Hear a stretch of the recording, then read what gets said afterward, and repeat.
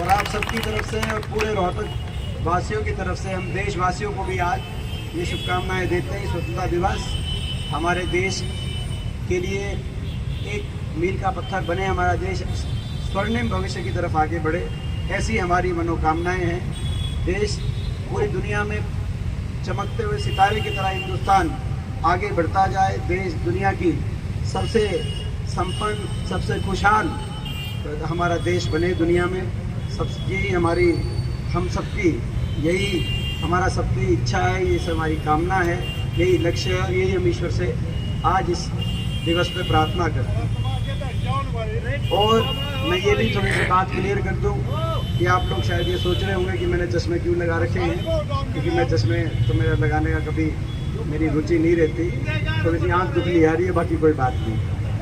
तो जो है मैं समझता हूँ कि आज हम अपने स्वतंत्रता संग्राम सेनानियों को याद कर रहे हैं, जिन्होंने देश के लिए कुर्बानियाँ दी और देश की आज़ादी के उन मतवालों को जिन्होंने अपने जीवन कुर्बान कर दिए, पीछे एक कदम नहीं हटाया, एक ही धुन थी कि हिंदुस्तान आज़ाद हो। और हिंदुस्तान की आज़ादी की वो लड़ाई इस बात का प्रतीक है कि ये देश सबका है, क्योंकि उस लड़ाई में सबने अपना बलिदान दिया, सबका खून बहा, सभी जाति धर्म भाषा भूषा कश्मीर से कन्याकुमारी तक सबने एक होके एक भावना से देश की आज़ादी की लड़ाई लड़ी। जब आज़ादी की लड़ाई लड़ी हिंदुस्तान की, देश उस भावना से आज़ाद हुआ और हम आगे बढ़े। आज का दिन एक बहुत बड़ा दिन है हमारे देश के इतिहास में। अभी बात आ रही थी तिरंगे झंडे की यात्रा की। मैं समझता हूँ ये कोई राजनीति का विषय नहीं होना चाहिए। देशभक्ति में फर्क नहीं किया जा सकता, तिरंगे में फर्क नहीं किया जा सकता। तिरंगा सबका है, भक्ति भी सभी की है, देश सबका है। ना हम किसी की देशभक्ति पर शक करें, ना हम किसी देशभक्ति पर उंगली उठाएं, ना कोई और कि हमारी देशभक्ति पर उंगली उठाए। ये देशभक्ति की सही परिभाषा है। ये तिरंगा जो आज कोई तिरंगा यात्रा निकाले उनका भी उतना ही है जितना ये तिरंगा उन स्वतंत्रता सेनानियों का था, जब तिरंगे को लहराने पे सजा होती थी। मैं जीवनी पढ़ रहा था स्वर्गीय दादाजी रणबीर सिंह जी की। 1942 के में भारत छोड़ो आंदोलन में कांग्रेस की तरफ से नाम नॉमिनेट होते थे कौन जेल में जाएगा, तो जेल में जब वो जाके वापस निकल के सांगी घर गए, उस समय एक और आई कि भाई एक और कॉल आ गई रात को 8 महीने जेल के बाद रात घर पे बिठा के कि आपको अगले दिन सुबह तिरंगा झंडा फहराना है। और अगले दिन सुबह यहीं डीसी ऑफिस रोहतक के आगे तिरंगा झंडा फहरा के और 1.5 साल दोबारा अंग्रेजों की जेल के अंदर जाने का काम किया। तिरंगा उनका भी उतना ही था जो उस समय तिरंगे की लड़ाई लड़ रहे थे। जब तिरंगे को लहराने पे जब तिरंगे को लहराने पर ब्रिटेनिया सरकार बख्शा नहीं करती थी। और ये तिरंगा सभी का, आज भी कोई अगर तिरंगा यात्रा निकाले इनका भी सभी का उतना है। ये देश तभी आगे बढ़ेगा। ये भावना मैं समझता हूँ कि आज हमारे दिलों में है।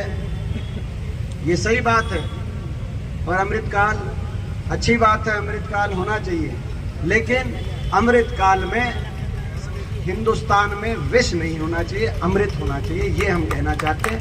समाज में हिंदुस्तान में विष भरकर अमृतकाल नहीं, अमृतकाल हो तो अमृत हो, अमृतकाल हो, हम सब आगे बढ़े, देश दुनिया में आगे बढ़े, हमारा प्रदेश दुनिया में आगे बढ़े। आज हम अपने प्रदेश के बारे में सोचते हैं तो चिंता होती है। जो दिल्ली के 3 तरफ बसा हुआ हरियाणा देश में विकास के मामले में आदर्श होना चाहिए, आज वो बेरोजगारी में देश में नंबर 1 बन गया। अभी पीछे मैं अमेरिका गया था।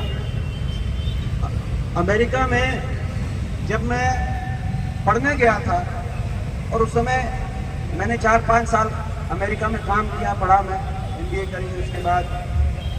उस समय हरियाणा से कोई एक आधा होता था।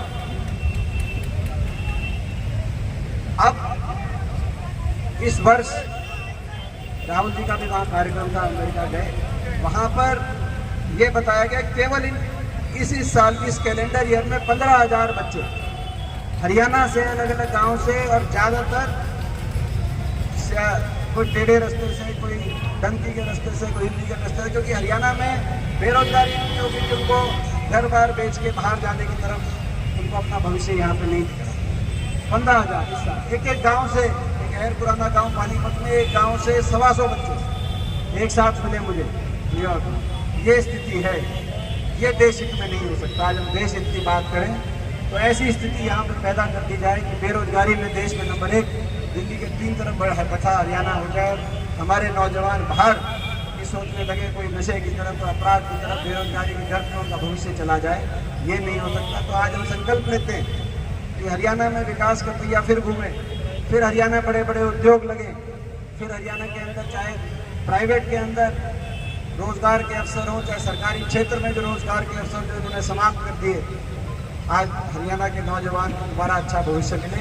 ये आज हम इस स्वतंत्रता दिवस पर मैं समझता हूँ कि हम संकल्प लेते हैं।